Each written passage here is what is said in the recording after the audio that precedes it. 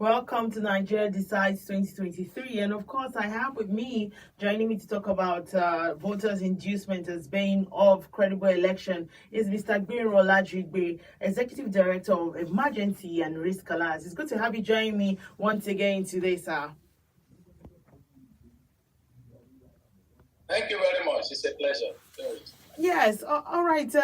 We've seen across different polling units and some of the things that have been going around, and we cannot but think of how so much poverty has been so weaponized in the country. How do you think that it has affected the elections? Well, substantially, if you look at the voter apathy, you can explain that within the context of people being put under grave undertaking so that they have to be looking for what to eat. So they are not even, most people are not thinking about election now.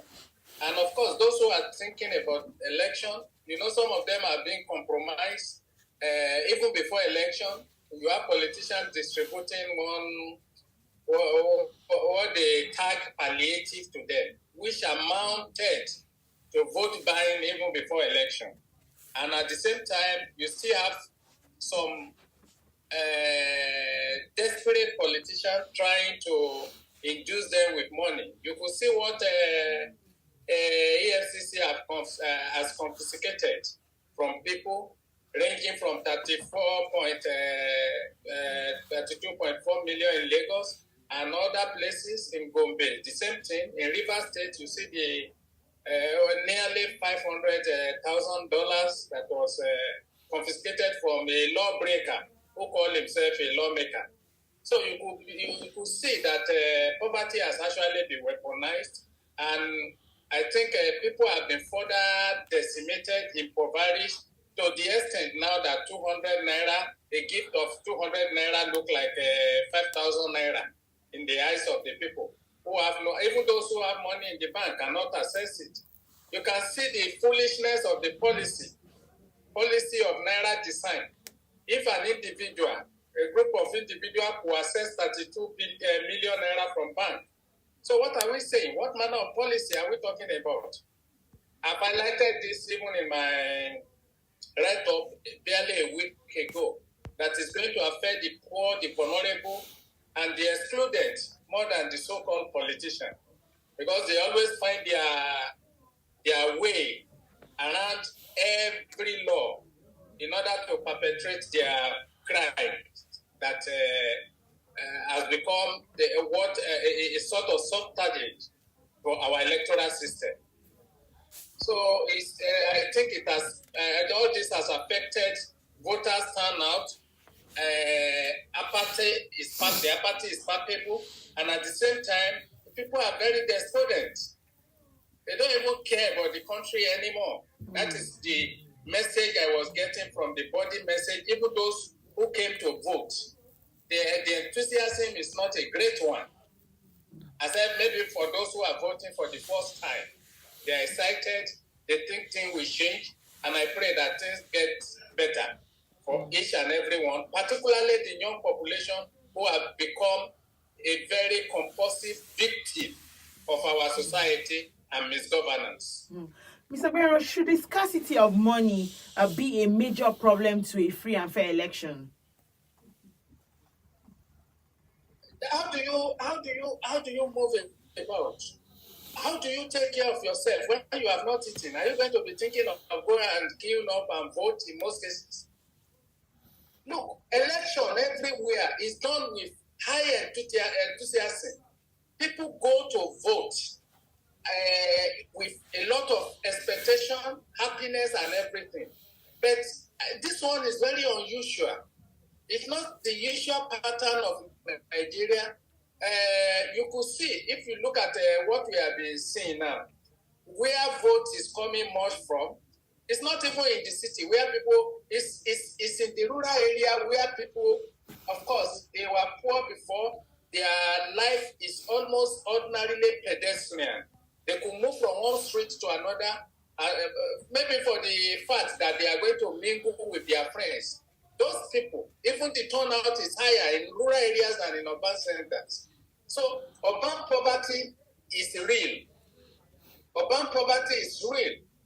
Even in our so-called Lagos, you will see the pathway votes that is coming up. Upon that, there is a crisis, that of violence, smashing of ballot boxes, which we thought we have overcome. And it's repeating, rearing his head again, which I have summed up as the fact that you have beavers. Without ethical revolution, we are not going to change anything, because new technology is in our own setting, in our context, is provoking novel crime, novel evil. So it's just about one step forward, two steps backward. Everything is getting frustrated. Everybody is getting frustrated within the environment. And this has affected political behavior. And consequently, the turnout for the election. Okay, so Mr. Agbero, are you saying that the strategy that the government put on ground in order to curb vote buying did not work?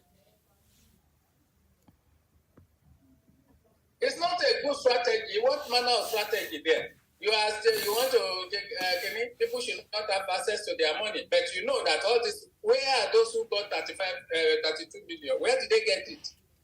Look, let me lay it bare to you. It's not going to affect Obi. It's not going to affect Tinubu. It's not going to affect Atiku. It's not going to affect any other person of substance who are those who are front runners, because they are owners of banks, and where they are not direct owners of bank, they operate by proxy, and they have network of people who are ready to sabotage every policy, any policy. It's going to affect ordinary people. It's not affecting them. It's not even getting to them at all. The fact of it today is that you have, how do you want people that are physically challenged? I'm talking of people living with disabilities. How do they move about? How do they get support? How, even those that are extremely poor, that ordinarily will have been supported by relatives and encouraged by relatives. You can't even encourage anybody to go and vote now, because they will tell you that.